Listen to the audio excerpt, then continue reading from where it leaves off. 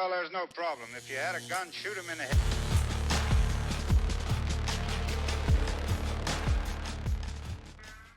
All right, welcome back to another episode of Shoot Me Straight with Eddie Gallagher and the amazing and elusive David Fields, who is dressed up in his James Bond attire today. That's right. Looking good.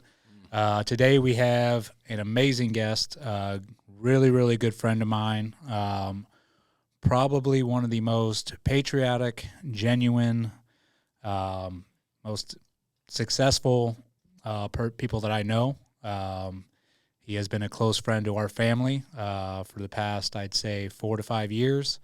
And I'm really just stoked to have you on here. Thank you for taking the time. I know you're down here for a wedding in this area, and I appreciate you just taking the time out to be on this podcast so we could have this conversation. But ladies and gentlemen, welcome Aaron Singerman. He is the owner and founder of Redcon One Supplement Company. Definitely check them out if you are looking for some top-of-the-line supplements. But yeah, buddy, I appreciate you being here. Of course. Thank you for having me on, Eddie. It's my pleasure. And as soon as you asked, of course, I was like, I couldn't miss it. Yeah, especially it being last minute. Really appreciate it. Yeah, of course. No, we hadn't seen each other also in over a year, obviously. Yeah, we'll get into that for sure. Yeah, it's been far too long. Yes. I was glad I was able to see the kiddos within that year, but I've been wanting to get back together. It's been a long time. I know you've been super busy, especially with everything that happened, and I wanted to give you time as well after you got out. I know exactly how that felt. Yeah, I know you know exactly how it felt. Yeah. How long were you in for? You were in for about a year. I was 9.5 months. Almost a year. Yeah. Pretty damn close. Yeah.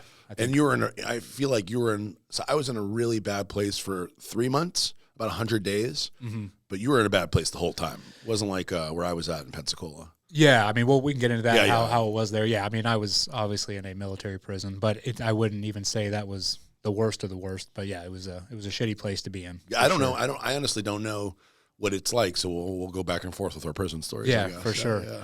I think I'll start off by just like how we connected. Yeah. Just to get the audience to know. So obviously, most everybody knows my story. When I got out, I had a lot of people sending me stuff, like different companies, like, saying, hey, we were behind you, we supported you, and you were one of those companies. You sent me some supplements, and so at that time, I was just posting like, hey, thank you, Redcon One for sending me this. I appreciate the support. And then I think New York Times ended up writing a nasty article about me saying I was using my war criminal status to make money off these companies, which I was farthest from the truth. Right. But I think we ended up talking afterwards, and then you offered me a job with Redcon, which I am completely grateful for always.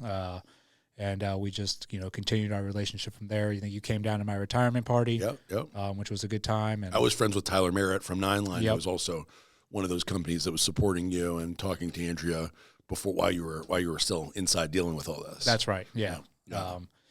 So it's been an awesome relationship so far, and I'm grateful for it. Yeah. I'm grateful for our friendship, brother. Absolutely. Me too. Then that ceremony was really cool to see you getting out with all your closest friends, and a lot of them I knew, at least, kind of like tangentially I knew from somebody else. And then Bernie Carrick obviously was there at that ceremony. I got to talk to Bernie.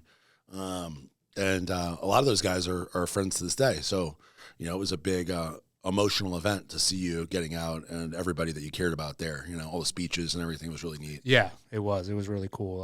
That was all due to Tyler from Nine Line and Nine Line himself putting that on for me, which, again, I'm completely grateful to them. That's the blessing of going through something like that is you become super, super close to those in your inner circle. And you are definitely in the middle of that inner circle for us. Thank you, Eddie. I appreciate that, brother. Yeah.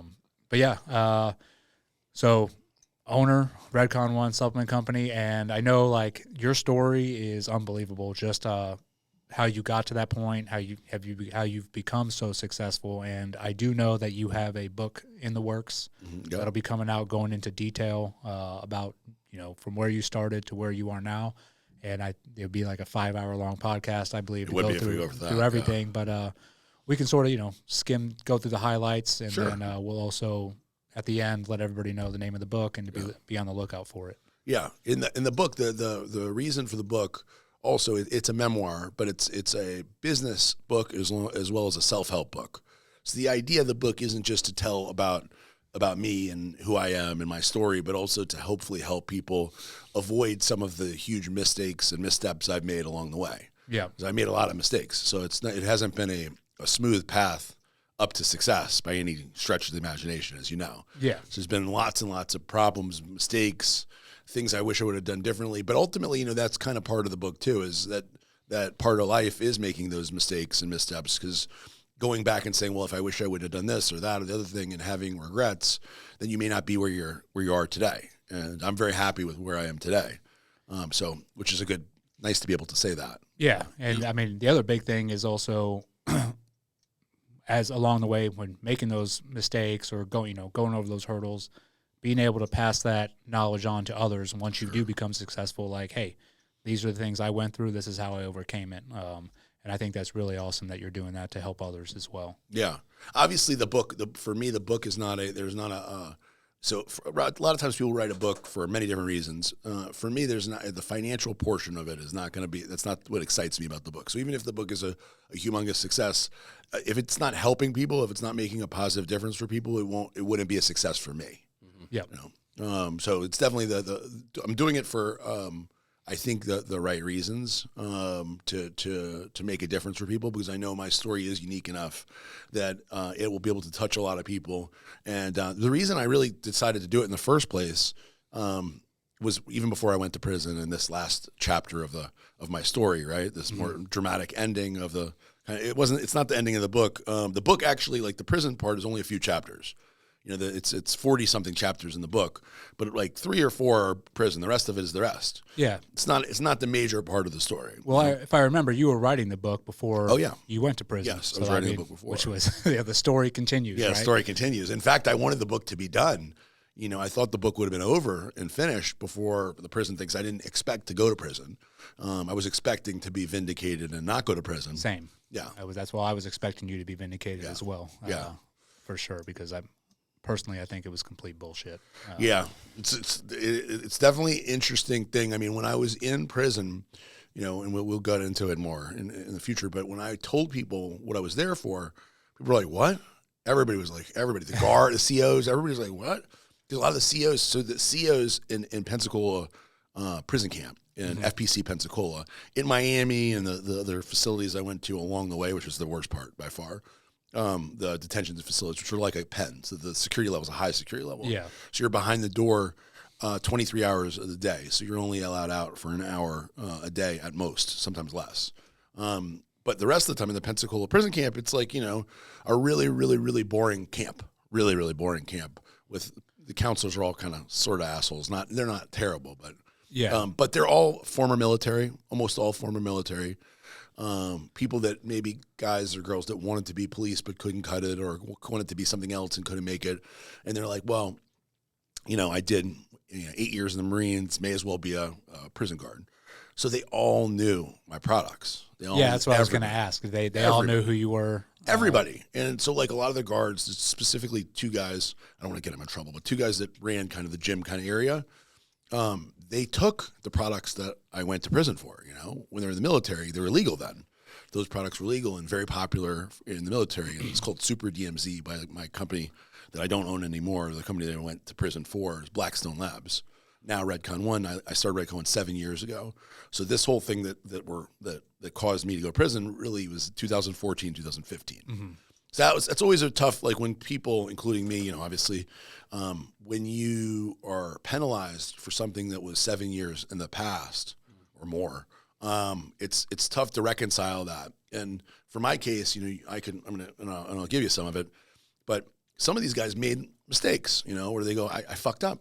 I made a mistake, and it's a singular mistake, and I did it 7 years ago, and since then I've been, great. It's tough to in your brain go, well, now I'm going to pay for it all this time later. Because there's 3 types of people in prison that I've found. There's people that didn't do it at all. Yeah. There's a lot of people that didn't do it at all, which is, I think, the thing that people are shocked about, right? Yeah. Because you get pushed into pleading guilty, or you get scared. There's people in situations where they go, hey, your wife was a bookkeeper, we're going to indict your wife, or you plead guilty. Happens all the time. And Plea people bargain go, factory. Yeah. They go, oh, shit, I don't want my wife to go to jail. I'll fine. Or they go, hey, Eddie, or like in my situation, it was, if I went to trial and lost, I would get 10 to 15 years in prison. That's the facts. Or I could plead guilty and I would actually be in prison 2 years or less, basically, ish. Yeah. And so you have to think, like, I have little kids. Yeah. And when you actually think about that, take anybody. And there's lots of people in prison that, that their situation is different than mine. And they have, like my case I felt was very strong, but they have stuff where they're like, it's that just didn't even happen. But when you look at the mathematics of 15 or 2, and you're rolling the dice, because a jury, even if you have a great case, like for most of these guys, including in my case, you'll have co-defendants who are cooperating because they want to get probation. So, even good guys, they get in front of a prosecutor and they do what's called a proffer, and they sit down just like we're sitting down here. Yep. And they say, hey, Eddie, you're in a lot of trouble, buddy. You are in a lot of trouble. You're facing some time in prison. But there's a chance. You have a chance right now. This is your one chance. If you say that Aaron, he did this on purpose and he knew it was illegal, I think you're going to be just fine. What do you think? And people go, oh, I think he did it on purpose. Okay, I'll take my notes. He did it on purpose, says James. And now if this guy changes his mind, they will say James gets on the stand and says, no, I never said that. They'll charge him with perjury.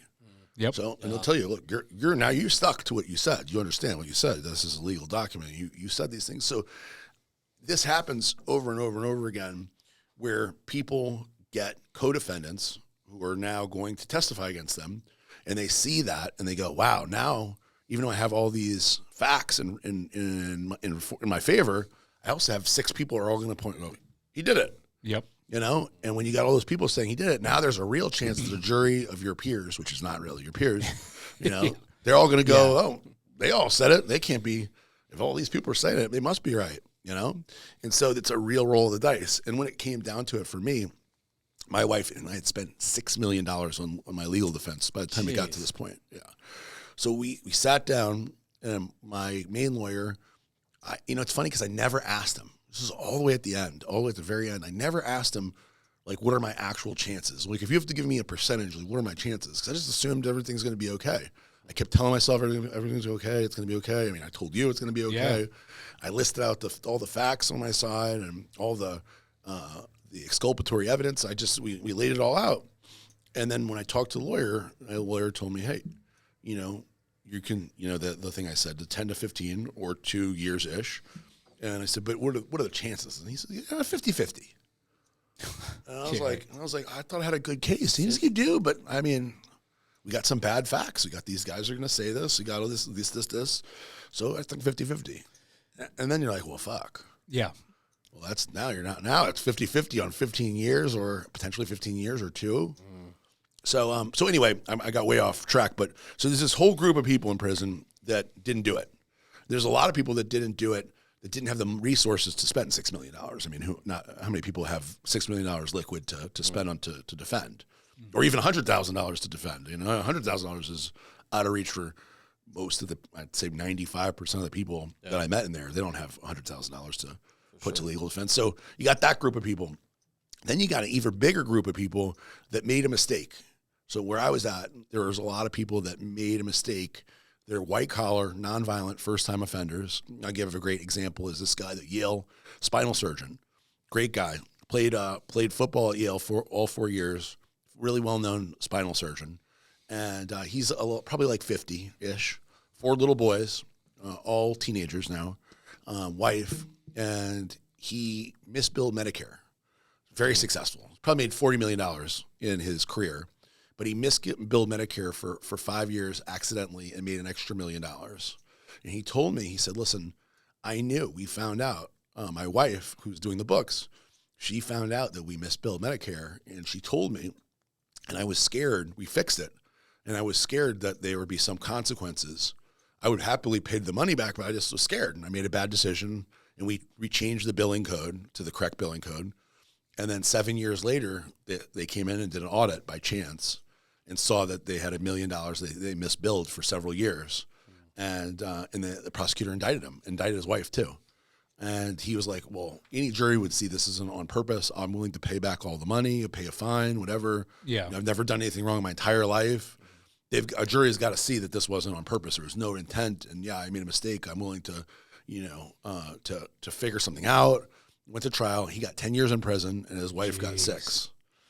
And they have kids? You have 4 kids, 4 teenage boys who lives with their grandparents now. And so I know him really well. And it's like, this guy's such a great guy. Like, how could this be the right decision? So there's this group of people that made a mistake. And then there's obviously a group of people that are guilty. Are guilty, and some of them definitely deserve to be in prison. Yeah. And a lot of the guys that I knew that had been in prison a long time had moved from a higher level of security, lower, till they get to a camp, which would be kind of the end of the road for them. But it's trying to like get them back into some kind of normalcy before they get into the regular community. Yeah, so what is it, like deinstitutionalized? Yeah. Get you prepared to go to the outside world. Right, and that makes sense for sure, because these guys who start off at medium or a pen, it's a whole different thing. I mean, you don't talk to a different race. You don't, you don't associate with basically anybody that doesn't look like you. There's gang violence. There's it's its own ecosystem. Yeah, totally, a different economy. There's stuff. So fortunately for me, I didn't witness any of the really weird stuff that goes on in prison.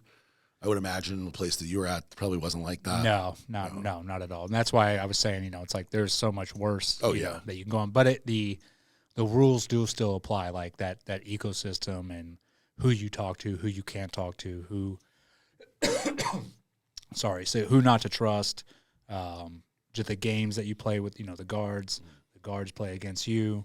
I mean, it's the same premise. It's just not as volatile. Yeah. There's all kinds of stuff like that I think very interesting. People always find that interesting. All the prison kind of lingo and I was very fortunate to go to Pensacola after those first really bad 100 days, and they had weights there, so everybody wanted to be in my car, my workout car, and then there's all these everybody love that terminologies on the different things that are, for example, if me and Eddie are buddies and Eddie sits on my bed, that's a big no-no. No guy sits on another guy's bed. That means something weird. Yeah. You can't leave anything on another guy's bed. If you leave, if I was like, oh, Eddie, here's your workout straps, so I'll leave them on his bed, people be like, what's giving him a gift? Weird. Yeah. It's weird. There's a lot of weird. Like, you two are together. Yeah, huh? there's a lot of weird stuff where it's like things you wouldn't think about that I found interesting. All the little prison stuff. So there's like this whole other thing. Like obviously, like mackerels is dollars there. So you can't have dollars. You can't have money. But you can have mackerels or tuna, and that's how people trade, or stamps. So the stamps are dollars, so people gamble or buy things or have people. Where I was at in Pensacola, I was in the residential drug and alcohol treatment program, which gets you a year off, which I was very excited to be in. Mm-hmm. Everybody wants to. It's funny because when you're in prison where I was at, everybody wants to be sick, because the sicker you are, the faster you get out. And then everybody wants to be a drug addict or alcoholic, because you get another year. Yeah, you got another year.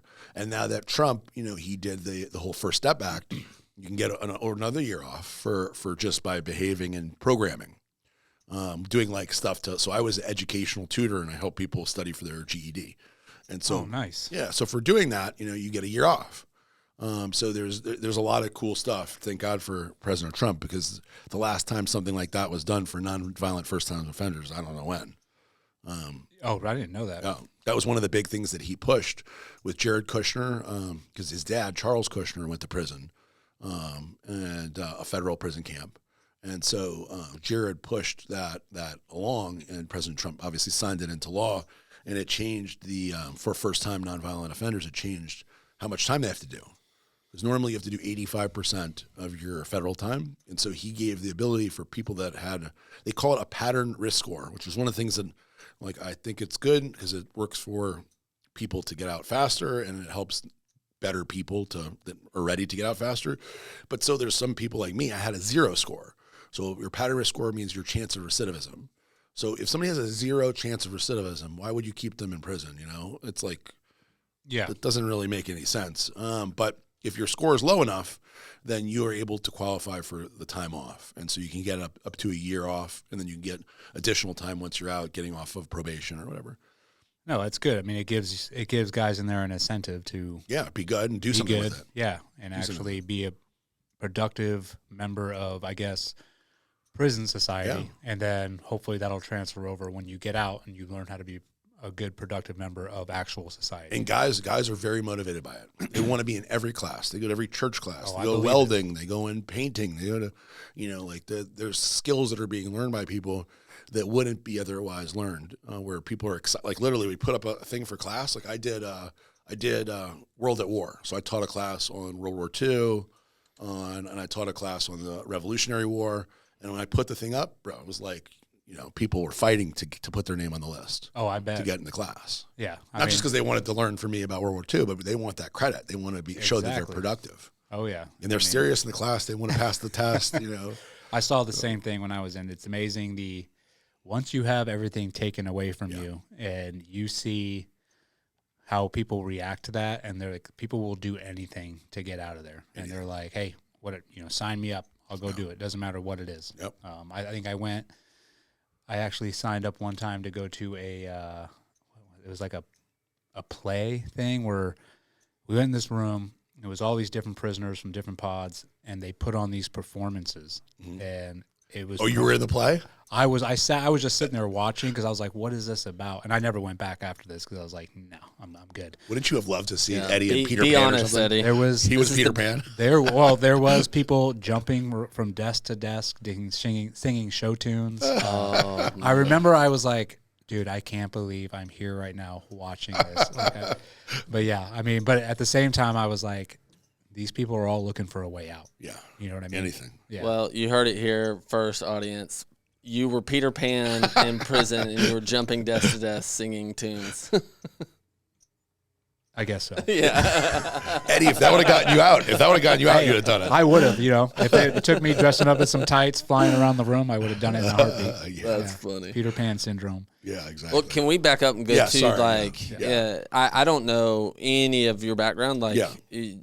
High school, going through, did you go to college? No. Yeah. Okay. So as a kid, I was a behavior problem as a kid, pretty bad. I had ADD. At least I was told I had ADD as a kid. And my mom, who is a great person, and I'm not faulting her for this, but she put me on Ritalin when I was 3 years old. I do think part of the rest of the story is influenced by when you're 3 years old and you're told take this pill and it's going to make you better or study. It's like the opposite. We have my son Asher is like a mini me. And he definitely has the same thing. I don't know if it's ADD or whatever, but just being a boy. It's called being a boy. Right. Being a boy. Yeah. Yeah. So I got 3 of them that are being a boy, but Asher reminds me the most of me. But it's funny because, I was told I was ADD and I took this medicine and whatever, but now I have a pretty amazing ability to focus. So it's like, well, what happened? ADD just went away, or what? How did that happen? I don't need medicine anymore. And I'm successful, but how did that? So who the hell knows, right? Was it being whatever? This is what I think happened. Is I think regardless of whatever I had or didn't have, my mom did what the doctor said, gave me this Ritalin, and I think that influenced how I looked at things as a kid. Where it's like I was bad, I need this medicine to make me better. And so when I later on in life, when I was doing drugs, I don't think I consciously was like, well, Ritalin was good, and so heroin will be good too. But I think that there was some element of when you give a kid a drug and you say you need this drug, then it's like now you're making it acceptable to take drugs. Yeah. And take these pills. My kids don't take any pills. Did you get you think maybe you got the message that something's not right with me, something's wrong with me? Oh, there's no doubt I got that message. For sure I got that message. But so I was bad in school, behavior-wise. I really thought I didn't do well in school either, but my mom saves everything. I joke, she's like the proprietor of the Air Museum. For some reason, she has kept everything. And I don't know if that's because she thought it was going to be like meaningful one day or just because she is like a pack rat. So doing the book stuff and everything, I've looked at a lot of the old stuff. So it turns out I was a B and C student, which I didn't really, that's not that bad. Yeah. But my behavior was terrible. I would get suspended enough times in school where I would almost get expelled, but I wouldn't go quite to the expulsion level. Yep. So I'd get, it's 30 demerits till you get suspended. And I would do that the three times and then you're expelled. So I do one suspension, another suspension. I get to like 26, 27, and that would be it. So I was definitely a bad student. I was bored in school. I did not enjoy school. I played some team sports. I was never particularly amazing at any of the sports. I played football in high school. And I wasn't like, I wasn't good, put it that way. I wasn't like one of the better players. But you weren't one of the worst either. I wasn't one of the worst, but it wasn't a passion for me. I also think that for kids, like I'm doing big time with Asher, that if you want them to be good at sports and like be into it, they have to start young. I started as a freshman in high school. I never played football before, never hated anybody, didn't know how to do anything.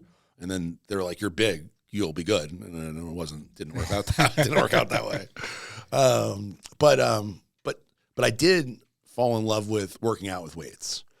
So when I was 13 years old, I would instead of getting dropped off at home, everybody else in the school bus got dropped off at home. I get dropped off at the French Riviera Spa in New Orleans, Louisiana, in Metairie, really, Louisiana. And it was a big gym. And so I'd go in there every day upstairs. My mom and dad had to sign me my membership.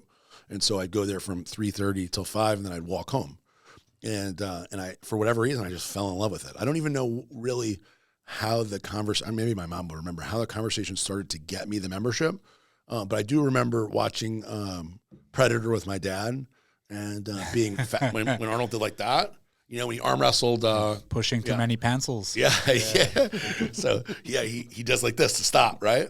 And I was like, holy shit. I remember my dad being like, look how cool, look at that. And then flexing his arm on me. And I remember being like, oh, that's super cool. Like, that would be neat.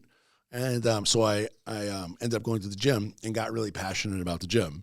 And it's different than football or anything really athletic because it's really a matter of how hard you work. And then it's kind of more up to you, put it that way. So like, for example, there's still a genetic component to bodybuilding or weightlifting. But if I played basketball, some element of that is not up to me. I could practice as much as I want, and I'm not going to be the best basketball player. Mm-hmm. But with lifting weights, you make discernible progress where you bench 185 for 3, and now next week you're benching 185 for 4. You're like, holy shit, I'm doing something positive. You're improving. I'm improving. And so I'm actually a big believer that improving is the secret to being happy in life, is that if you're making progress, even if you're a fat fuck and you lost 30 pounds, you're feeling better about yourself than a guy who's in great shape who gained some fat. Get worse. Yeah. Running slower. Right, that guy's going to feel worse about himself than somebody who's losing weight and has a long way to go, but he's losing weight. So for me, that discernible progress I made in the gym was very exciting. And so I got really, really, really into bodybuilding, and I was dieting. I was the weird kid that this is before anybody did this, brought protein powder to school to have my metrics, protein shakes in between meals and shake up the shakes. And, because it was all a matter of how determined you could be and how disciplined you could be with your diet and training. So I felt like that was all up to me, even as a teenager. Yeah. So I had a lot of discipline for that. I had no discipline for school, but I had a lot of discipline for making sure I got the meals at the right times, eat the right food. Were you reading a lot of like the muscle mags and like the Arnold stuff? Crazy. Yeah. I was crazy. I didn't have the money to buy all the magazines, so I would walk to Barnes & Noble's or ride my bike to Barnes & Noble's. This is like a different era now. I'd never let my kids do this. I'd ride 10 miles down the road at like 13 years old to go to Barnes & Noble's. And would you do that now? If Ryan's like, I want to ride my bike down, would you do it? I mean, you're in a different place. I don't know if my kids would ride 10 miles down the road at this point. Yeah. I mean, mine definitely wouldn't. Yeah. No way. I mean, honestly, as the way we parent, I would. I'd be like, hey, all right, man, I was curious. check in. But that's it. Yeah. That in this area. Yeah, well, this area is fine. Yeah. I guess it depends on where you live, too. Yeah. See, it's funny. Boca is obviously where I live. Boca is very nice. But I think if Asher were to say to me or his mom, I'm going to take my bike. He's 10 now, so maybe he was 13. I don't know. But put it this way, very few places in America does that happen anymore. Mm-hmm. My parents would be like, just come back for dinner, and I'd just go. And so I'd go to Barnes & Noble, and I would read. I would sit there for hours. They, at the time, they used to have comfortable chairs, and you'd be able to sit in the, like little couches, and I'd read every one of those motherfucking magazines, every one from cover to cover, and also all the books. And eventually I saved up enough money to buy the Arnold Schwarzenegger's guide, Encyclopedia of Bodybuilding. And that's when I started really making more progress because had like an actual plan. Because before, when I was 13, 14, I'd just go in the gym and do everything. I wouldn't know what I was doing. I would watch the big guys and be like, oh, that's what he's doing. I'll go try to do that. And then I'd just go try to do something else. And then I'd go run on the treadmill. I didn't know what I was doing. But yeah, so I got super duper into that. And I think that's where the Ritalin connection kind of comes in, is because in bodybuilding, you know, when I was 13, I didn't really realize that steroids were such a big part of bodybuilding. I was just like, wow, Arnold's huge. And, you know, like at the time, you know, Dorian Yates was the one I liked the best. And I was like, I identified with him the best because he was closer to my age. He was Mr. Olympia at the time. And I was like, he was a big white dude. And I was like, this guy looks like maybe I could look like him, but I definitely couldn't have. But I thought maybe that's possible. And so once I found out, oh, these guys are all taking steroids, I was like, that's what I'm missing. You know, no wonder I don't look like these guys. Vitamin X. Yeah. And I was like, no wonder I don't look like these guys. It's all this. So I started taking steroids when I was 17, which is way, way, way too young. But you know, that propensity or ability to just like do what other people weren't, because at 17 you have to stick a needle in your butt, and like a lot of people, friends of mine, were interested but weren't willing to do that. And so I did it all by myself. You know, I ordered it from overseas and got it and injected it and started making really significant progress. How easy was it for you to order it at 17 overseas? Like, what was it off of? Like, I was pretty I was pretty savvy on the internet at the time. That was one of the other things I was passionate about as a kid, was the internet and stuff. It would not have been easy compared to these days. At the time there was a World Wide Web, but there wasn't much in terms of that. You know, we went to chat sites, Usenet groups, and I was able to search it. I don't even remember where I got, but it was European. Okay. It came in ampules, and I did it, and I gained a lot of weight very fast. And it actually led me to that's another thing I would say. So one of the things, you know, we talk about gateway drugs and stuff. So I think to stick a needle in your butt as a teenager, to do it on your own, like nobody's like pushing me. I didn't have like friends like peer pressuring me. I was the only one doing it. So I think that even though steroids, I would not say are like typically a gateway drug to other drugs, because they're so different than users. For anybody out there that's never taken anything like this, you don't take steroids and you just feel different. You don't take testosterone and you're like, and you go fucking feel crazy, and not like Latimer and you smash the window with your head. Yeah. You know, that doesn't happen, right? So you don't feel anything, and you don't even necessarily see any results for weeks. So it's not like you're just immediately going to the gym and getting pumped up. So it's not a psychological acute effect. Like when you smoke a joint or drink a few shots of vodka, you feel it immediately. And people get addicted to that feeling. Steroids not like that. But I think the ability to stick a needle in yourself to achieve a result, it doesn't put you that far away from putting a needle in you for something else that you perceive as a positive thing. So, and that definitely, I believe that definitely led me to do, you know, other drugs in the future. But fast forwarding a little bit, I ended up going to Tijuana as a also 17-year-old-ish to meet a girl in San Diego, but my whole plan was to take that girl and go to Tijuana. Tijuana is also very different in 1996, 97 than it is now. You know, this is where all the kids from San Diego would go. Yeah. I'm sure you went, when you were there. You know, it was like a safe place. You could drink, you could party, there was nightclubs. Most of the guys that I knew that went there, meet girls there. It's like a party place. Yeah. Now it's a cartel place to get your head chopped off. But it's also a place where you can go and get steroids. Right. You can get it. Almost anything is legal there. A lot of stuff that's not illegal here, you can buy over the counter. And so the reason I wanted to go wasn't the partying or the girls, whatever it was, to buy steroids.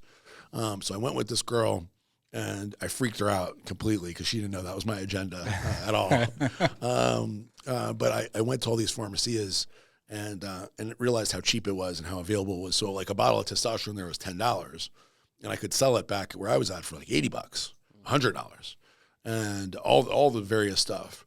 So as soon as I got home, I got together money and I flew right back there and packed all this stuff up and went to a pharmacy, and they taped it all over me. And I went back across the border, no problem. And so I started going every week as a teenager for a while. This is also before September 11th, so there was no security like it is now. I could literally, me and Eddie, I could drop him off. You know, when I went to summer camp, I always remember my parents would bring me to the gate, you know, and see you off. Obviously, that's not possible now. Yeah. There was no TSA. There was no nothing. Anyway, so I went back and forth, and I created a little steroid business back then of selling steroids and getting steroids. And along the way, I got Nubane, which is an injectable painkiller. It's a narcotic antagonist, actually. So it's not really like a typical narcotic. And that was my first experience injecting drugs to make you high. Although in all the magazines and all the bodybuilders were taking this, they said to lower cortisol levels and allow their body to train past the pain threshold. In reality, all that was bullshit. They just all wanted to get high, you know? Yeah. And so that was my first experience with that. Ended up right after that, that period of time, things started getting kind of bad for me. I ended up getting arrested 3 times in a row, and this is a whole nother story. Thank God these are all gone now. I was able to get all this expunged. I was very, very lucky with this stuff. So that bad behavior and stuff and all the steroids ended up getting me in trouble where I had a guy who I trusted who asked me to hold steroids for him, his steroids, and then called me to bring him back. And when I brought him back, thinking he's like, I'm all clear, everything's cool, he had set it up so that cops pulled me over on the way back. And they're like, you match the description of somebody who stole car stereos. And I was like, what? And they're like, yeah, we're just looking for car stereos. You don't have car stereos in your car, you'll be fine. And being 18 years old, I was like, oh, I don't have any car stereos. Yeah. Of course, they found the bag of steroids, which was my buddies, quote unquote buddies. And it turns out. Buddy fucker. Yeah. Totally fucked me. And then I got caught for 2 more things. And one of them was breaking, this is a crazy one, was simple burglary of a pharmacy. Which is a whole nother fucking crazy story. It's not what it sounds like, although it is kind of what it sounds like. And they put all 3 of these things together, and I was able to go in front of a judge, and a judge looked at me and my family, and then I was 18. This is in 1998, and was able to say that all these were was multiple offenses, but one trial. Yep. And they said to me that I could either go to the military or I would go to an inpatient residential, like lockdown rehab facility. And we thought about it, and I realized if I went to the military at the time, it wouldn't have been good. You know what I mean? Yeah. I wasn't ready for that kind of that shock to the system. And so I ended up going to the intensive inpatient rehab facility, and I spent a year and a half being sober. And then, I mean, you know, it's like my story, there's so many elements of this story. Like I'd love to tell the breaking into the pharmacies. You want to hear the, I feel like that's a good story. I feel like it's a good story. So it's just, we get really granular. Like you said, it'd be a 5-hour podcast otherwise, because we're still 18 years old, but it's a good story. So me and my friend, one of my closest friends growing up, we were up late and drinking and doing stupid stuff, taking Xanax and like stuff that I brought home from Mexico that was legal there, Valiums. And I always had, when I would go to this one, it's called Safeway. It's like in New Orleans. It's like a grocery store. Yeah. So you walk in, it's big. So in the typical grocery store where you have like, you know, the produce on the right side and flowers and cookies, the bakery, and then it's the typical setup. But when you walk through the doors entering the grocery store, there's a big plate glass window looking into the back side of the pharmacy. So if you can imagine, you're walking in the door, here's the pharmacy, there's the window, you see it, and that's the front of the pharmacy. So you see the back of the pharmacy and all of the aisles of the pharmacy where all the drugs are lined up and pushed back to the window. Mm-hmm. So when you look in, you see straight through the pharmacy to the next aisles in front, but you also see all the drugs that are lined up. And it just so happened that the drugs towards the end were the X, Y, Z, et cetera. So Xanax, Vicodin, Valium, Viagra, they're all at the end closest to the window. All the good stuff. Yeah, the stuff that I was like more interested in, and had a higher resale value, to be honest. And they're in these economy bottles, 5,000 pill bottles, these huge bottles, and they're all lined up, and you know they have them all pushed to the back. So every time I'd go there to buy my groceries, I'd be like, man, these guys are so stupid. Like, why do they put them right here like this? You know, I'd look at them like, oh, dumb, and then I'd, go buy my groceries. But that one night, me and my buddy were sitting there really messed up, and I was like, we should go get those pills. And he's like, all right. Great idea. Yeah, great idea. This is like, because this grocery store doesn't close down. And so, so anyway, we're like, yeah, let's go. And so we get in his truck. He had a little like Ranger, Ford Ranger, and we drove out there. And I don't know why, but we parked as far away in the parking lot as possible. And so he had one of those little window breaker things, for if you're underwater, you hit it, and it'll pop the window. And before we got there, I tested it on a few other car windows that weren't ours, and made sure it worked good, and it worked great. And unfortunately for those people, yeah, those people, poor, they were like, "What the fuck?" Anyway, so but I had to test it out, right? You don't want to get there and not work. So we got there, and I told him, I said, "Listen, we're going to go in there, pop this, we're going to get it, and run back to the car and we leave. Easy. There's no, what's the risk?" He's like, okay. So we walked in there, and it's a huge window, and we're standing in front of the window. And so I hit it with the thing, and it shattered, but it didn't fall. Just crackled. I looked each way, and there was nobody. And it sounded like a fucking explosion. And I was like, oh, no. But I felt like at that point we're committed, So I hit it again. And it just shattered more, like spiderweb more. And then I punched it with my hand, and it broke. And all of it fell to the ground. And at that point, I was bleeding, too. I cut my hand. I was bleeding. Oh, jeez. And I'm like, oh, man, we got to go quick. So I grabbed as many as I could, like this. Of bottles. As many, like 15 bottles. Like that. And ran back to this fucking truck all the way back there. And I was like, why did we park so far away? And I ran and I threw them all in the bed of the truck. And I got into the truck, and I looked back. And Ben, my buddy, he's still standing at the window, staring at the window, all the way inside of the grocery store, staring at the window. And I'm like, oh my God, what the fuck? And I get out of the car, I'm like, Ben, come on, Ben, what are you doing? Doesn't turn around, no, nothing. And I'm like, he must be in fucking shock. So I start running back to grab him. And as I'm running back to grab him, these bag boys, and I guess a manager, tackle him inside the grocery store. So I'm halfway back to Ben. And all these guys are tackling him, and I guess the store manager or whoever jumps on top of him and is holding him down, and these other guys are kicking Ben. And I'm like, oh no, like what am I supposed to do now? Here I am bleeding, all the things, the pills and everything. All these guys are holding Ben down. So I was like, oh, I guess I got to go. Like, well, I can't save Ben at this point. So I go back, and this is obviously No Man Left Behind was not one of my. You're like, hey man, he's fucked. Like, I was like, what are you doing? Ben, you knew the gig. You're supposed to run. It's like, dude, it was such a surreal. The whole thing was surreal, but to be in his car, looking back and seeing him still there, it was like the most surreal thing. I'm like, how could he be still standing there, like looking at the window? Like, it was the craziest thing. And obviously he was in some sort of shock. He couldn't believe what he was seeing. Yeah. Anyway, so I ran back to the truck. I'm looking at what I'm going to do now. So I get back in the truck, and I realize he has the keys to the truck. Oh, my gosh. He has the keys to the truck.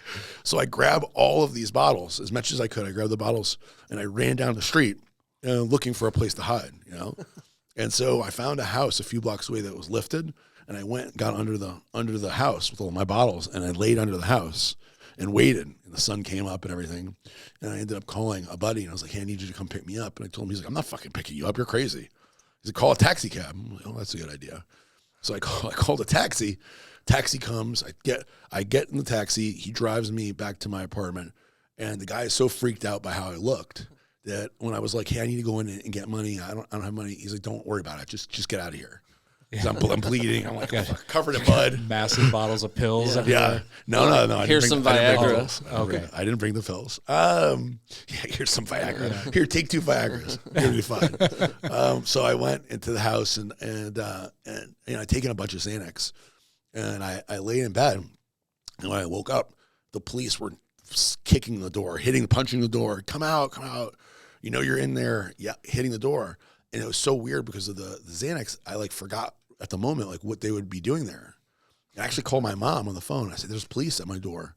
And my mom was like, this is not typical if you knew my mom. She's like, well, what did you do? And I was like, nothing. And she's like, you didn't do anything? I'm like, no, I didn't do anything. And she's like, okay, so go take a shower, brush your teeth, get something to eat. She's like, it's going to wear something comfortable because they're going to bring you to jail. So, they're not going to feed you probably. So take your time and get. So as they're banging on the door and kicking the door and yelling, I'm like brushing my teeth and combing my hair, having a protein shake, you know, like, in a minute. Yeah.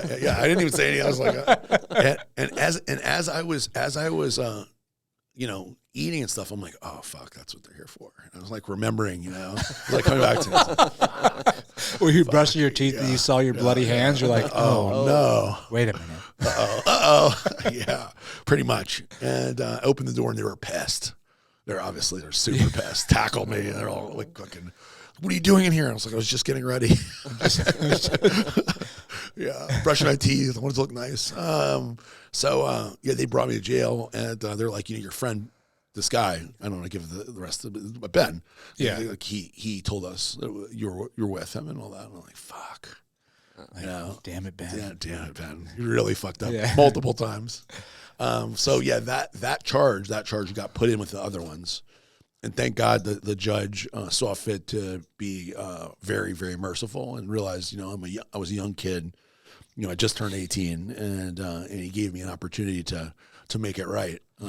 Hey, as the fellow recovered drug addict, yes. What happened to the pills? I got them later. When I got out. That's a good question. Yeah, once I got out, I went. And they were still under the house. Nobody got in front of the house. What did you tell the cops that you did with them?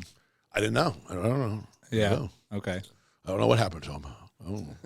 I ate them all. Yeah. You know, honestly, I don't even know if they questioned me at the time. I don't remember them. There was never like a grilling, like whatever. I felt like they got me. I don't know. Yeah. Or if there was, I don't remember any kind of grilling, like sitting down under the light and being asked any questions. But then I went to rehab for a while, sober for a little bit of time, and then went to Baton Rouge and became a personal trainer. And it was too hard to stay sober because I was, you know, I lived in Baton Rouge, Louisiana, like Tiger, you know, LSU. And the initial intent was to go to LSU, and I just never went. Mm-hmm. And I, by the way, I did get a GED. My parents were pushing me really hard to get a GED, so I went and got a GED. And it just goes to show you, it doesn't require, you know, not that it's education's a bad thing, but it doesn't require you to have a degree or an advanced degree or be whatever to get an MBA. I have a lot of guys that work for me that have MBAs. I have a chief legal officer who's a very smart lawyer, and he has a team that all work for me in my office. And here I am with a GED. So it's not a requirement necessarily. And like, so people ask me, will I tell my kids they have to go to college? No. Yeah. I won't tell them they have to. I will say that I think it's a good idea because I think it makes most people a more well-rounded person if it fits into what you want to do. I think it gets your foot in the door in certain places as well, but it does not make you an expert in the field. Not at all. Not at all. And it doesn't guarantee success either. Because I know guys who are Harvard MBAs who, you know, make a tiny fraction of the money that I make and are very unhappy with their lives, you know, and are paying off tremendous student debt. Yep. And these are guys paying off student debt and they're 40, you know? So it's like, it's not a guarantee. I think what somebody said this that I liked, where that it being able to graduate college and being able to, you know, maybe if you get further, it just shows to an employer you're able to be on time and reliable for a certain period of time. You know, it shows them that you have the capabilities of accomplishing a task and following through with something. You know, that you have some sort of reliability. Yeah, you can live up to your responsibilities. Yeah, to some degree. Right? Some degree, yeah.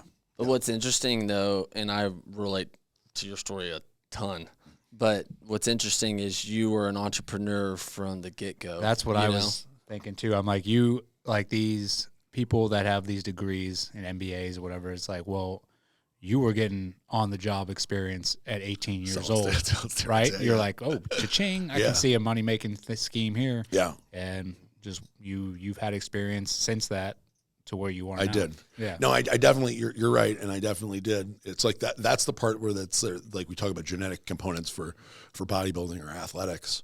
There's definitely something to be said about a genetic component for entrepreneurship because some people don't have any interest in it at all. I mean, I have plenty of people that work for me that love working for me, that's their job and they feel passionate about it. And I'm grateful I have so many good people like that if I said, hey, you could go off on your own and risk everything and you could potentially succeed huge, or you could fail and fall on your face and lose it all. They're going to go, I like my job. I don't want to do that. I've found that's most people, right? They want security, quote unquote security. I mean, nothing's really secure besides the Lord, but like, They want a career, they want a job. Like I went and got a college degree, but college was I never did school well. Yep. Like even during classes, I'm similar to you. Like during classes, I'd be coding something else during a coding class, right? Like I'd be doing something else. I'd be building something for someone else. Or like I'd be thinking about a market, and that's really what you were doing. You were going to Barnes and Noble, which I've stolen tons from there, and made amends too with them. But I would go there, and I'm looking at stuff. I'm starting. For me, it was a Christian school that I'm selling pornos and all sorts of stuff to at this Christian school, which was a great market, right? Yeah. Like there's a big market there at a Christian school for that stuff and tobacco and everything. But like I look back at it now and go, that was misdirected entrepreneurship. Yeah. Yeah. Or I mean, it's hard to say that it was the right thing to do, but I mean, it definitely that benefited you in the long term. And even the steroid stuff, and even before that, I sold marijuana.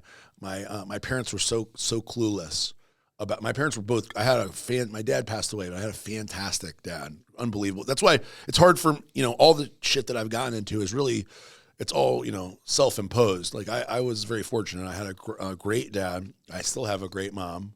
I mean, she's a little overbearing and intense, but she's a great mom. Yeah. Nothing bad happened to me as a kid. I can't blame any of the things that I did on other people. I was my own choices.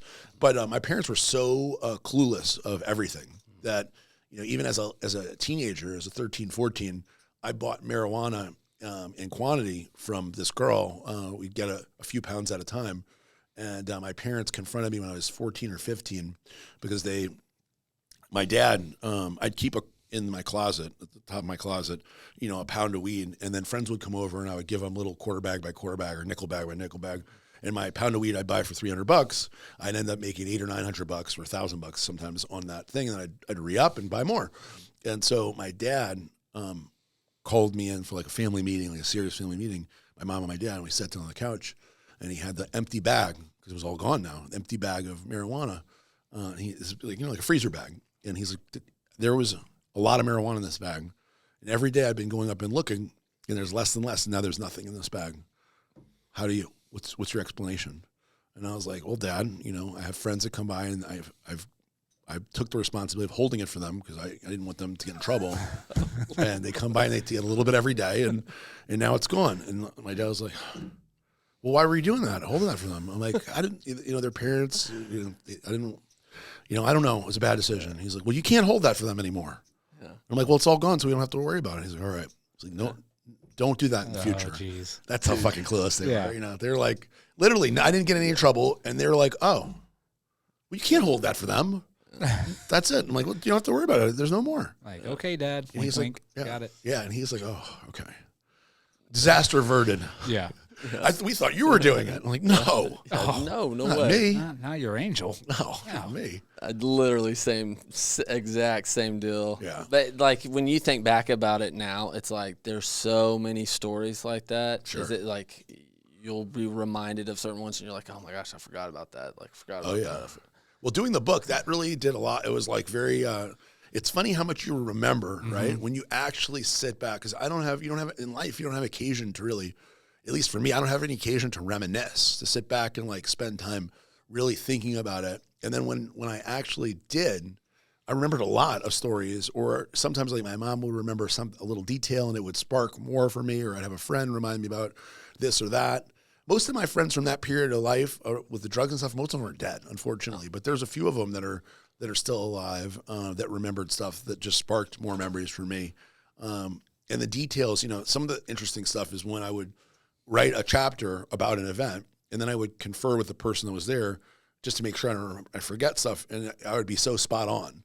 Because I think of my memory as kind of Swiss cheese like, where I feel like I don't have the best recollection of things. Yeah. But then when you actually go and do it, you're like, oh man, I did pretty good. Like maybe my memory is better than I thought.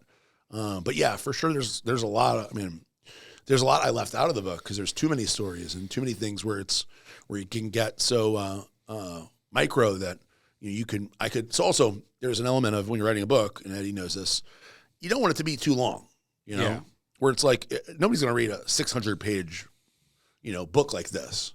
it needs to be realistically. My book is longer than it should be, based on what people would say. People would suggest that you're looking at 300 to 350 pages. I was told the same thing. Yeah. So to be over 400, a little bit over 400 is a lot. But it's like it could have been 600 or 7. I mean, it could have been. I'm not Obama or something. His book was humongous, or Bill Clinton, one of these ones, memoirs that are thousands of pages. Henry Kissinger, some shit like that. Yeah. So people are not going to have that. The people who are reading my book are not going to have that kind of attention span. They're not historians. So nor do you don't want to have somebody look at the book too before they buy it and Right. like, oh shit, That's a commitment. That's a commitment. Like, it's better off if it's like you said, about 400 to 500 pages, and they're like, all right, I can get through that. Yeah. Eventually. yeah. Yeah, at least that's what I was told when I was doing my book as well. It makes sense, because like you look at a book that's like this, and people go, I could do it. Yeah. People go, "Those are- oh, in prison, I was a huge reader, and people would look at the big books I time. was reading. Yeah, people would come by and look and be like, "Oh, you're reading that?" Like, I got nothing else to do, dude. Yeah, I exactly. got all the time in the world. Literally, yeah. It's that's the one thing I do regret, is I haven't been reading. Like, I mean, I've barely been reading at all, which is crazy, because I've always been a reader before I went to prison. And I was a crazy reader in prison. I read 100 and something books in a year. And then now it's like, for whatever reason, there just seems like there's no time to do it. Well, that's because you're back in reality, and life will take over. I think the other thing too is like when I was pre-prison, I was also, married, which is a whole nother, we're going way outside of that. But, and so when you're married, I lived a much more regimented life. I had the kids every night. I put the kids to bed every night. I was in bed by 10:30 or so, 11 o'clock. So I had an hour to read, 30 minutes to read before I go to bed. Now things could be, who knows what I'm doing. So Yeah. I'm having more fun these days. So it's like, and I only have the kids half the time. So if I don't have the kids, I'm not going to sit at home by myself. It's pretty rare, Yeah, I think that's one of those things you have to sort of prioritize. Is if you're like, hey, I want to read a book, you do have to prioritize that in your life. Like, hey, I'm going to spend this next hour, instead of going out or finding something to do, I'm just going to get on the couch and read a couple chapters. Yeah. It is something. And it's something I need to do too, because I like doing it. It's just been. I wonder if it'll level off like as you get back into it. And I think so. the real world. I think so. Well, my life's obviously going to settle down at some point, I've been going everywhere. I've been to Italy for a week. I went to Thailand for a week. I've been traveling a lot. So, awesome. It's been pretty cool. Yeah. Went to the Bahamas. I've done all kinds of cool stuff. So I tell you what, when we're talking about, just that genetic entrepreneurship in your story of going through, I see when guys, especially addicts, some of the best people in the world are recovered addicts, right? Like when they get in recovery and then they're living under morals and they're being honest and they're helping others and they're doing all the things you got to do to stay sober, like really being sober, not just dry. Dude, some of the best people, truly the best people, best business owners, best employees. I'd hire someone that's in recovery, like truly in recovery, over just a normal MBA guy any day. Sure. But then the opposite when they're using. If they fall off the wagon, it's not a Yeah. good thing. Yeah, it's not a good thing. So you, obviously, we left off, we told a story about you breaking into the pharmacy, but you. A long time ago. You went back to, you got at 18, the judge was like, okay, let you go. Yeah. And then you were in Baton Rouge, right? Supposed to be going to LSU, but you're being you're a trainer down there. And then what happened from there? I'm gonna speed it up. So. Yeah. Speed up stuff. Basically from around that Baton Rouge time, I discovered OxyContin. OxyContin was very popular at the time, and very easy to get. Where they had all these pill mills where you would go in, you just say, "Hey, my back hurts." They'd be like, "Here's 460, 80 milligram OxyContins. Here's Lortabs. Here's Xanaxes. Here's Somas," and you pay cash. And it was a good side gig, because you obviously wouldn't take all those, and people would sell them and they make money, and then they go to another doctor, and it was like a whole hustle where people would do this. And I didn't just do it to make money. I did it because I liked the drugs. And it wasn't the beginning of going to LSU. It was a few years in before I started doing it with a girl, and one thing led to another. And eventually I broke up with that girl and moved back to Louisiana. And once I moved back to Louisiana, this is 2004. I was still certainly a mess doing drugs and everything. I hadn't, this is an interesting thing because also like talking about the education, I, at the time I'm 24 years old, 25 years old, had really accomplished nothing with my life.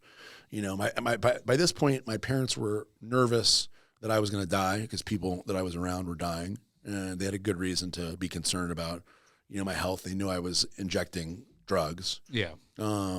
So people often say, by a certain point, like you either have a direction in life or you don't, and you're a mess. And I didn't really get any kind of direction in my life till later on. I didn't make any kind of money until I was in my 30s. Like, it wasn't like I was some kind of instant success. In fact, I was pretty much an instant failure. I was a disaster. And in 2005, living in New Orleans, Hurricane Katrina happened. And I waited till the very last moment. My parents and my sister and most of the people that I knew left, and I was going to ride out the storm, Hurricane Katrina. And then Mayor Ray Nagin came on the television, and who was a famous mayor who said, I think he ended up going to prison. But a lot of the mayors in New Orleans ended up going to prison. But he came on the TV and said that if you're still here and you have a car, you're crazy and you're going to die. And I was like, whoa. Because I've been through so many hurricanes. I never heard somebody come on and say, you're going to die. Pretty direct. Yeah, you're going to die if you're still here. And I was like, wow, I should probably leave. And I don't know why that struck me, because I didn't want to leave because once I left, I couldn't get drugs anywhere else. So if I drove to Houston with my parents, I don't know anybody there. How am I going to get any drugs? And so my fear was that I was going to go someplace and be super sick, dope sick. So I waited till that last minute, and then I ended up driving to Houston. And instead of taking 4 hours to go from New Orleans to Houston, it took me 24 hours. And because the traffic was so crazy leaving. Yeah. It was crazy leaving. And somehow I had the forethought to get extra tanks of gas, like the red containers of gas, because cars were littered on the sides of the road because they ran out of gas. So I don't know what made me smart enough to do that, but I got my gas tank and then 2 of those containers. So I made it without running out of gas. And I got to where my parents were staying, and I eventually got a FEMA apartment as an evacuee, as a refugee. So the government paid for me to have an apartment, and I ended up not being able to get OxyContin there, and I found heroin there. And that was kind of the beginning of the really desperate part of my story. Doing intravenous heroin for a year, I went to the ghetto. The worst part is called Yellowstone, which is a stretch of road, kind of like shanty houses and really like poker games and brothels and crack houses and like really bad area where I would go every day to basically like a crack house to buy heroin from this guy, Red, drug dealer of mine, until he ended up getting killed. I witnessed him getting killed. It was a whole crazy. There's too many elements of the story to go through every bit of it, but I ended up getting on heroin and then meeting a girl who sold cocaine. So I was doing heroin and cocaine, intravenous cocaine. And life really spiraled out of control where I was barely talking to anybody, my parents, anybody. Like, she was making money selling the cocaine. I was living in her house. Little tiny skinny white girl. Her boyfriend is this Spanish drug dealer who moved to America to sell drugs, to sell cocaine. So he would meet his guys when they come with the boat, and he would literally meet them at the boat, get the kilos, and then would sell it and get the money back to them. I don't even know the whole mechanics of the deal. He got killed in a gunfight. And she decided that she would continue meeting the boats and continue getting the cocaine, which is a pretty crazy thing to do. But she had the connection. She met all the guys, so she just kept doing it. So even though he died, she continued his business. And so I had unlimited cocaine. And I would do like 100 shots a day of injections of cocaine. So because of that, I barely ate. It was the first time in this whole period that I wasn't working out. As crazy as that sounds, even on heroin and everything. Even when I was really bad, my parents didn't obviously want to give me money to do more heroin, but they gave me a gym membership, made sure I always had a gym membership, made sure I always had protein powder and peanut butter and jelly. So that was what I was allotted. The staples. That was the staples. But honestly, that's such a great thing to do, because a lot of parents in that situation would just wash their hands of the kids. They just be say, this kid's a fuck up. he is causing us stress and, you know, making us obviously very sad. I don't want anything to do with it. And they never like fully did that ever. So I always had gym membership, I always had protein powder. And so I would always go to the gym at least 3 days a week until I did cocaine. And then everything stopped. You don't shave your face, you barely brush your teeth, you're not drinking water. I mean, it was craziness. When you're doing that kind of cocaine. I was doing, an ounces a day of cocaine intravenous. So it's really craziness. So I had unlimited, so just as much as you want. And then whenever I would start having like seeing stuff that wasn't there or hearing things that wasn't there, then I would go to sleep because I'd get scared. But it would literally get to the point. I remember one occasion where I've been shooting cocaine for probably 5 or 6 days without drinking water, barely at all, no food, no shower, no brushing teeth, nothing. And I'm hearing babies crying, and everywhere I was going, I'm hearing babies crying. And I was like, okay, I should probably go to sleep now.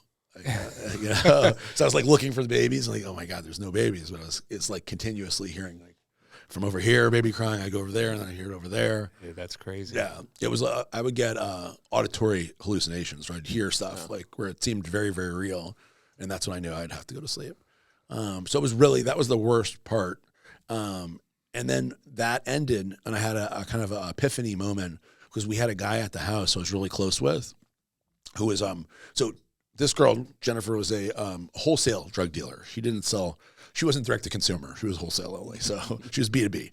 So she did it strictly like that. There was no very, very, very, very rare that you would sell to a person like a random guy. But this one of this guys that I liked a lot, she liked a lot, owned a construction company, and he would come by, an ounce at a time. So it was very, very little.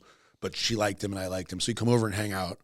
And this guy came over and hung out, and me and her got into a fight or something, and we went in another room. And I don't remember, when you're doing all these drugs, time is kind of, fluid. So I don't remember how long we were fighting or what it was even about. But when we came back, he had died on the couch. Ooh. So he had OD'd on the couch. And I went to try to wake him up. And as soon as I touched him, I was like, oh, something's not right. Mm-hmm. And he smelled like shit. He shit his pants, he defecated. Yeah. And I was like, oh, God. And I told her, like, this fucking guy's dead. And I was like, I couldn't believe it because it was literally, we were just talking to him. Everything was fine. And I came back, he's dead. And he was like dead. Obviously, it didn't just die. He had died a little bit of time. But it had been the time, it seemed like I just talked to him a moment ago. We just went to the room and then I just came back. But obviously, based on his condition, it couldn't have been instantaneous. And so she told me, get him out of here, put him in his truck and drive him away and then come back, right? And I was like, no. So I'm not doing that. And she was like, you have to. She's like, I'm not having cops come here. Like, I'm going to get in trouble. I have drugs here. You have to move him. I was like, I was like, I've watched enough CSI to know, like, this is an accidental death. If I pick up his body, put it in a truck and drive him somewhere, that's a crime. Becomes a homicide. Yeah, it's fucking, who the fuck knows? I wasn't touching him. Plus, he's my friend, and I felt like the whole thing was so wrong. This is somebody I actually liked. It was already traumatic. So she started screaming at me and be like, you're a fucking pussy and all this. And I'm like, I'm not doing it. So she started punching me. And so I literally remember this little girl punching me in the face over and over and calling me a pussy to take my friend's body and move it to the truck. And something in me literally snapped. And I turned around, I went to the door and I left the door, like literally left her apartment as she's yelling and chasing me, got in my car, drove back to my apartment, locked the door. And I was like, that's the end. I'm not doing any more drugs. I was like, either I'm going to end up like my buddy or worse, or something's going to happen. Like this is a moment of time where I needed to make a decision. And so I made that decision that was it. I never talked to her again. I never, that was the last time I ever injected anything. I never did drugs after that. I did, unfortunately, I went to the methadone clinic after that to stop taking the drugs. The methadone clinic was a whole nother fiasco because they don't want you to get off of it. And that ended up taking me several months of getting off of the methadone before I was fully off of drugs.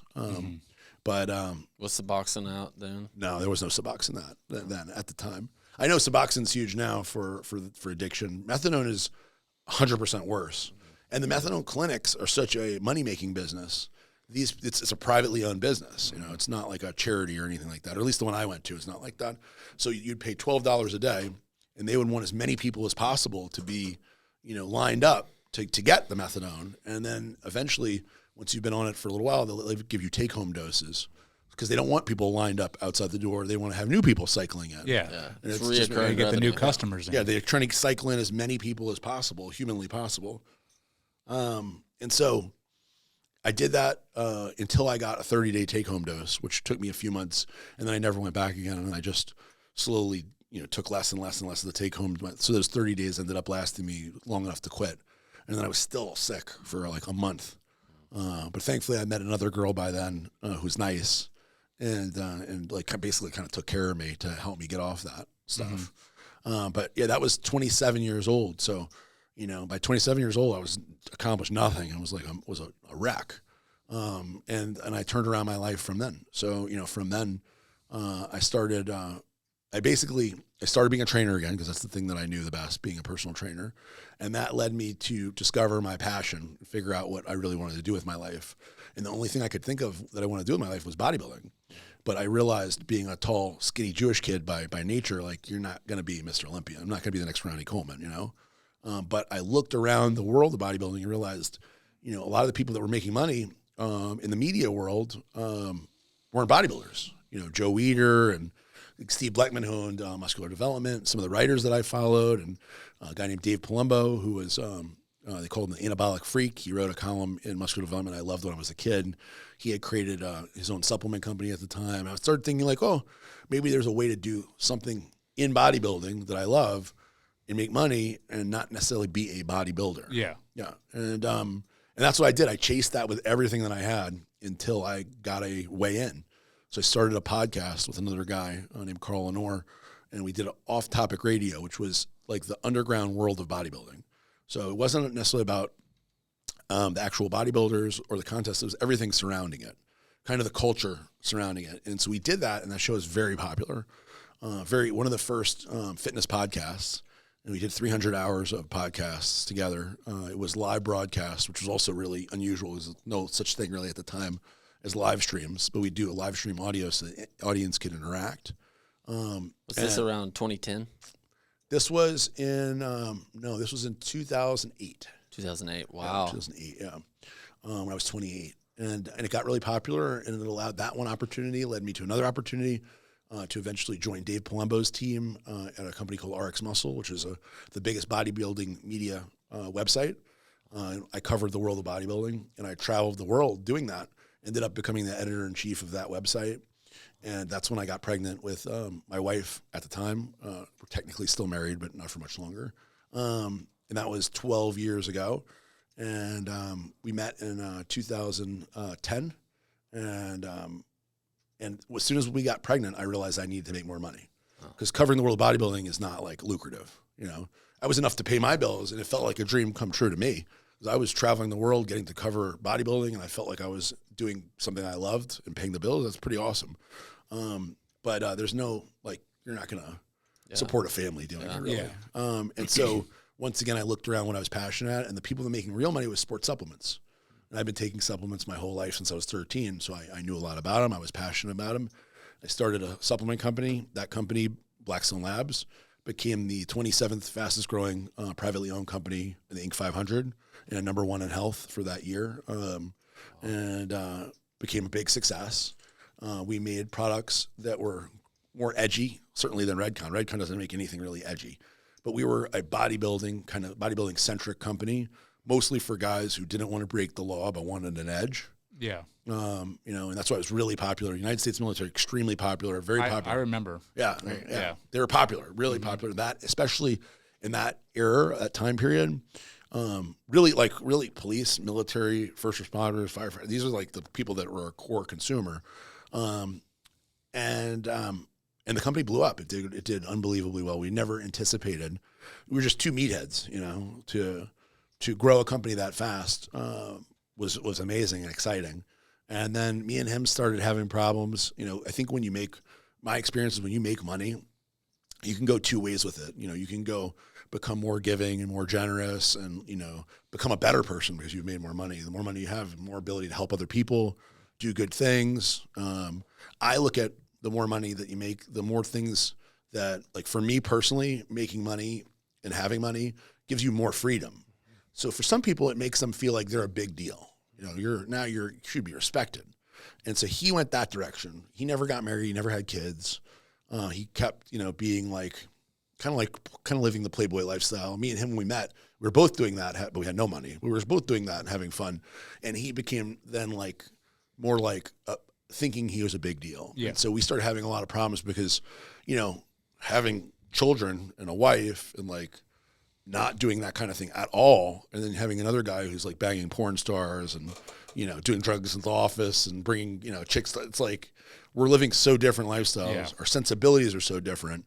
I'm annoyed that he's doing that. He's annoyed I'm not doing it, and so we grew apart big time and ended up having a partnership dispute, which seemed like a really terrible thing at the time, but it ended up being the impetus of what created Redcon 1. Because when I left Blackstone, I was like, I'm going to do this again, but I'm going to do it bigger and better. I'm going to learn from all these mistakes I made. I'm not going to have any partners that pull me down and push me in the wrong direction. And that was really the beginning of the brand. And I also wanted to show everybody, including him, that I'm going to do it much better. And I'm going to make Blackstone Labs look like a spec. There's some element of that. Yeah. Of crushing sure. people, that you got to embrace That to some competitive degree. element. Yeah. I'm a very, very competitive person. So, Yeah. and he made it competitive too, because his whole goal was basically get me out of the business any which way possible, whatever money, anything, so that he could show me that he's better than me. It was literally his own words. I'm going to show you how much better I am than you at this. Okay. Game on. Yeah, game on. And so we came right out of the gates with Redcon, and we did in the first year we did over $10 million in sales the first year, and the following year we did 32 million. The next year we did 83 million. So it's things we went far past Blackstone very quickly. 3Xing. Yeah, very quick, and we continued. So it was very exciting again. It was much less drama because I didn't have a partner that was creating so much drama. And it's been an amazing, still very chaotic, crazy journey to the top with the brand. I mean, it's literally every day, it seems like there's some sort of disaster that has to be averted or navigated. And then I went to prison, which we kind of started the whole show off. Yeah. For the products that we made at Blackstone. So the products that we had were called pro hormones, and pro hormones were legal until December 24th, 2014. So the company started in 2011. We sold these products legally, along with many other types of products. That wasn't the only kind of product we sold, but that was, 6 products that we sold of 20-something were pro hormones. And what pro hormones are basically something that converts in the body to a hormone, almost like a precursor, where it was, if you take it on its own, not a hormone. Once you digest it or ingest it, it becomes a hormone. Or in some of the cases, they're hormones that aren't known as hormones, And so anyway, in December 2014, the law changed and it was called Designer Steroid Control Act of 2014. This law had been tried to be passed in 2010. It didn't pass. Tried again in 2012, didn't pass. And in 2014, we knew that it was there again, but nobody was even talking about it. So we just assumed it wouldn't get signed. But then Obama, right before the Christmas break, suddenly signed it. And it shocked everybody. And so it listed off 25 compounds in this law. And of the 25 compounds, 4 of our 6 were listed. So we immediately discontinued those products. We sent out emails to all the customers. We did a video about it. Internally, we had a memo everybody had to sign saying these products are now illegal. We contacted a lawyer, got legal advice about the products. And the 2 that weren't on the list, we assumed they would be added at some point. It's almost like they missed them. They forgot about them. So we continued to sell them for a little while until we got a lawsuit from a competitor who sued us saying that these were illegal products and were hurting. It's called the Lanham Act case, hurting his sales of his products. So at that point, we were like, fuck it. We're not going to keep selling these anyway. So we ended up settling with this guy, stopped selling the products, and that was in 2015. In 2017, Blackstone, I was already gone, started Redcon in 2016. Blackstone got raided by the FDA looking for those products, but they weren't there. Nothing was there. These were all gone at the time. And to be honest with you, we didn't even know what they were looking for because I wasn't part of the company anymore. Mm-hmm. And me and PJ, the other business partner, we weren't friends. So I knew they got raided. Yeah. But I didn't have the relationship with him anymore, nor did I want one to call him up and be like, hey, what happened? What's going on? So I just was like, fuck. So I ended up getting a criminal lawyer, but idiots, two really bad lawyers, morons. This guy Fronston, the worst of the worst. And he didn't know anything about anything. He just was like, oh, you're fine. You're fine. Don't, like, basically gave me as much bad advice as you could possibly get from somebody. Yeah. But I was like, I mean, if I'm not a target, what more really do I need to know? You don't know. I don't know. You're trusting this guy as a lawyer, like, okay, dude, you're the expert in this field. In reality, I don't think he ever did anything. I think he just took the $25,000 retainer, was like, you're good. Yeah. You know? And then anything he told me after that was terrible. Anyway, so we basically just went out living our lives, you know? And back in my head, I was still worried, but I didn't know what was going on. And then in 2019, in March of 2019, I got a call from these idiot lawyers. And they're like, oh, so turns out the federal government says you're indicted. And I'm like, indicted for what? He's like, I don't know. It's sealed. And I was like, but it's related to the Blackstone stuff. He's like, yeah, I think so. And it's like, so what now? He's like, tomorrow you have to turn yourself in at the federal court. We'll be there with you, and we'll make sure. And I'm like, what? And that was the beginning in 2019 of the whole thing that ended up where I went to prison in the very beginning of January 2022. So from 19 until January 2022, I was dealing with, really from 17 I was worried, but from 19 I was dealing with being indicted and all of the negative things that happened for business and for me personally and for my relationship and really everything. You okay, Eddie? Yeah, dude. Yeah. Sorry. It's okay. It's okay. So that all that stuff, you know, affected everything negatively. And it's amazing that business continued to grow and a lot was accomplished during that period of time. And then, you know, like I told you in the beginning, I thought I was going to win. I was convinced. That's why I spent all that money. Because in reality, the millions and millions of dollars I spent were totally unnecessary. Because I could have hypothetically just plead guilty. And if I would have pled guilty right away, I would probably have been better off, at least with the prosecutor in terms of them being mad, because they definitely did not like me. And the result would have been basically the same, minus all the millions of dollars I spent. But at the end of the day, the right things happened. You know, I truly do believe everything happens for a reason. If you are looking at things as an opportunity versus as a regret. And, I mean, look at your thing, right? Yeah. I mean, there's no question it's an opportunity. And too many people, I think, you know, they always say one door closes, another door opens. I think too many people walk through the door and stare like longingly back at the door that's closed and not enough at what's the door they should be looking to walk into next. Well, yeah, and that's ends up being their downfall most of the time, right? Right. It's like looking in the rear view and being like, oh, I can't believe this happened, instead of, like you said, okay, this did happen to me.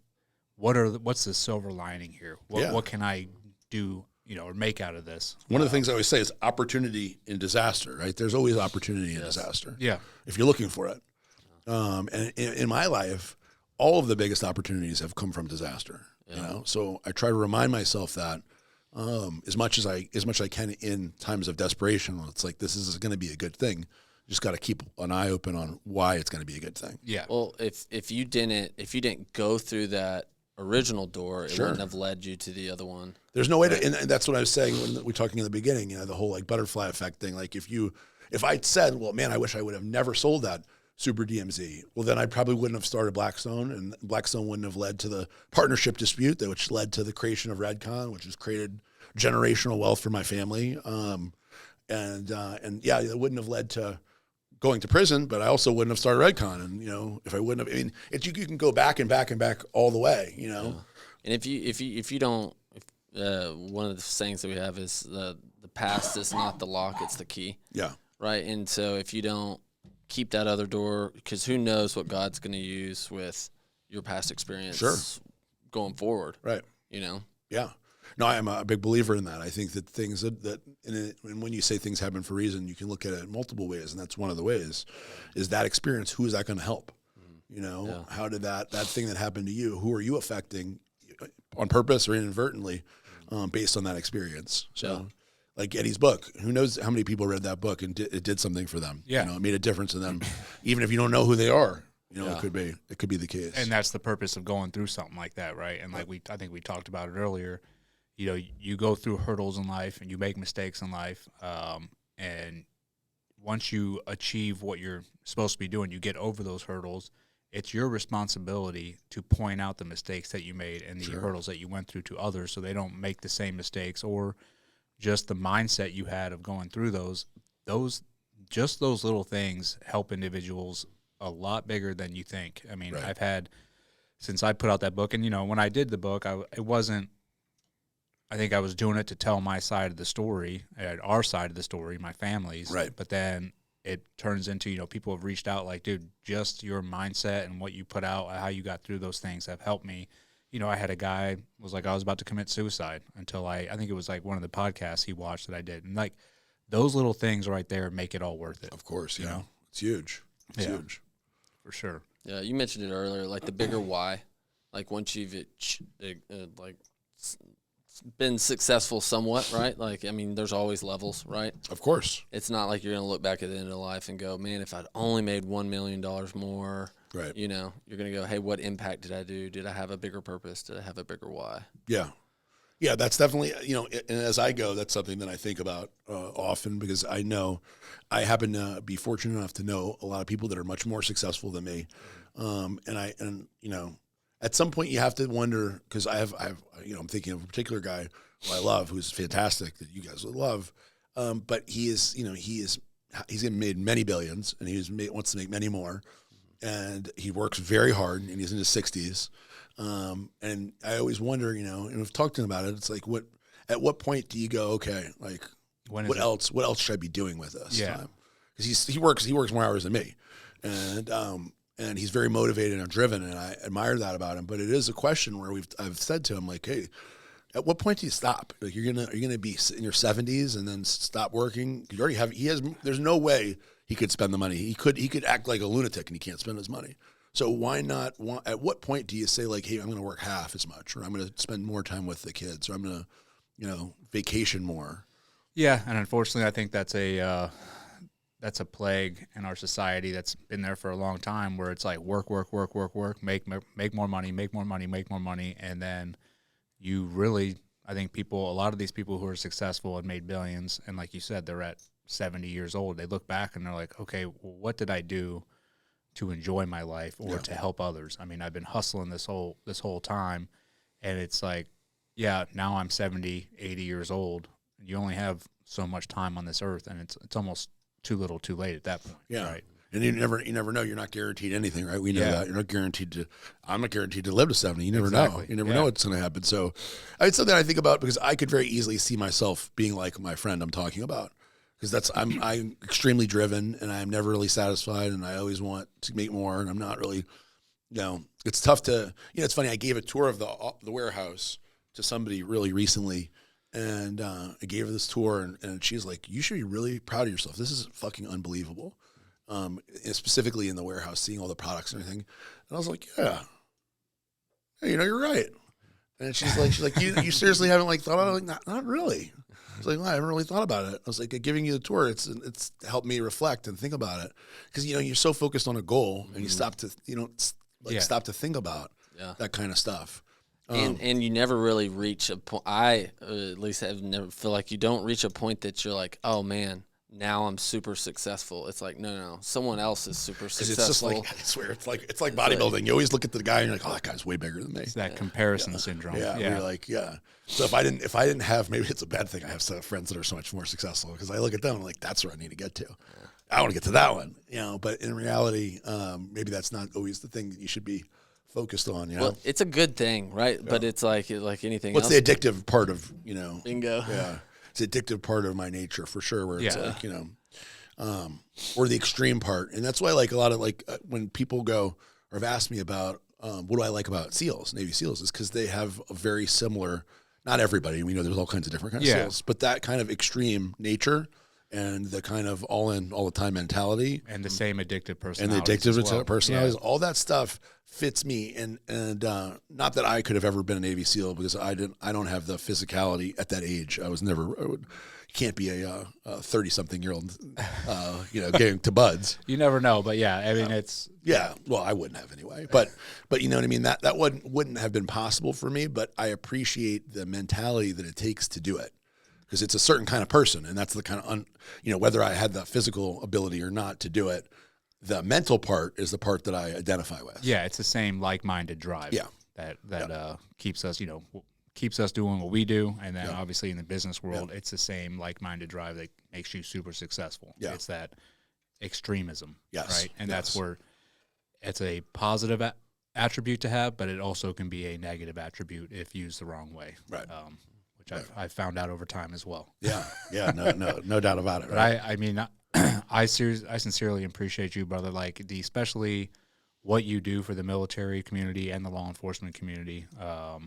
Over and over, I know we have similar friends Yeah. that you've helped out or you've allowed to sort of join the Redcon One gang or whatever, or the company. Yeah. And it's awesome to see. You know, you're very well respected within my friend group as well. I mean, Cool. got Ryan Bates and all My them. first athletes Yeah. were so I probably should have said that considering we're here, but Ryan Bates and Brandon Cruz were my first Redcon One athletes or ambassadors, whatever you want to call it. Two amazing dudes, Oh, yeah. Navy SEALs, and the reasons why I liked them so much was that they were charismatic, they're funny, they're in shape and fit, and they were versatile. So they weren't one dimensional. Yeah. You know, they could run, they could trade, they could do whatever, fight, they could do it all.